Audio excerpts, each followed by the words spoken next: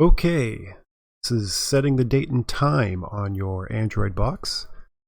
I'm using a T95Zplus running on Android 7.1. To set the time and date, I'm already connected to the internet, as you can see by the Wi-Fi symbol at the top. So I'm going to click the settings here. That's going to bring up the side menu. I'm going to go down to time and date. Click into time and date. Go down to, well, first you want to make sure that your automatic date and time is on. Okay. If you turn this off and set the time and date manually, you could run into problems in the future. I'll give you an example. I had an old box, an old MXQ that was manually set. Okay, it wasn't using the network time. And for some reason, the year got changed to 1970.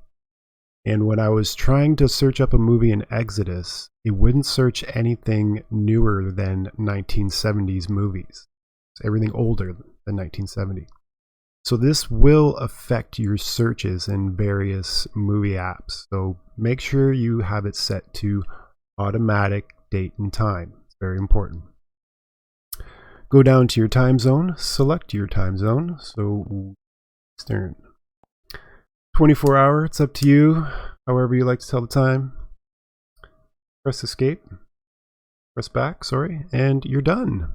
Your correct time and date has been set. Now make sure you are already connected to the internet before you do this, so you do get the correct date and time, and make sure it is automatically set. Now, if you are using Android 5.1 or 6.0, your settings menu will look like this. And as you can see, right down here is your time and date settings. That is the exact same steps of what we just went through. If you're running Android 4.4, 4.0, if you open your settings, you will see this. Go over to Other. Click More Settings right here. And that will bring up your settings menu. And when you scroll down, you will see time and date right there and the exact same steps. That concludes this tutorial. Thank you for watching, and please subscribe to the channel.